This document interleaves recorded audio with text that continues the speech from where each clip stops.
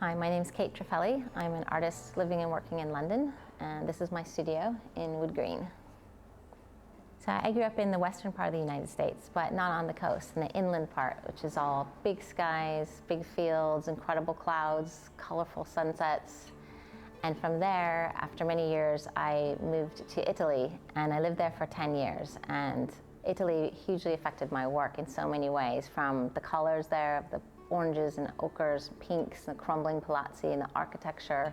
but also where we lived was at the base of the Maritime Alps, which is a very beautiful rural area. It has incredible storm systems that come through it and make the skies very changeable, affect the colors of the landscape around me, and that affected my work as well. My process is different depending on the kind of work I'm working on. Like this one, which is called Reflection, is a stormy work, a very atmospheric work, and it starts out with very strong reds and oranges and pinks throughout the whole painting, and then I overlay it slowly with blues and greens, so that little by little all the reds and oranges are mostly covered up. So it has this kind of dissonance and echo of the reds coming up through the blues, and at the final stage you have just this very thin, distant red line that's like a horizon line that draws the viewer into the work. In a very different way, the other kind of painting style that I utilize quite a bit is a more symbolic style, such as in this painting, which is called Dear Future Self.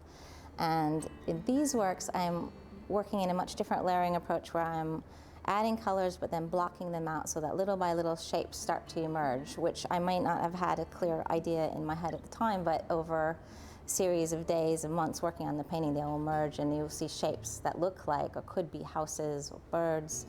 boats, towers, things that are sort of beacons to our eye and bring us again into the painting, but in a different way, in a more story-like way.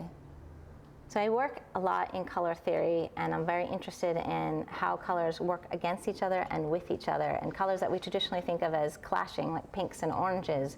in a painting can be extremely exciting and energizing. And at the same time, I'll be contrasting that with the more cool colors, the blues and the greens, that calm the picture down and allow you to focus in on one element of the work as you start to study it. So what drives me to paint are a lot of compelling factors, both internally, emotionally.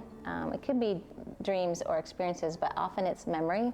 things I'm trying to work through in my own life that start to emerge in the paintings, and that's a lot of the symbolic paintings have those elements to them, things like home, distance, longing,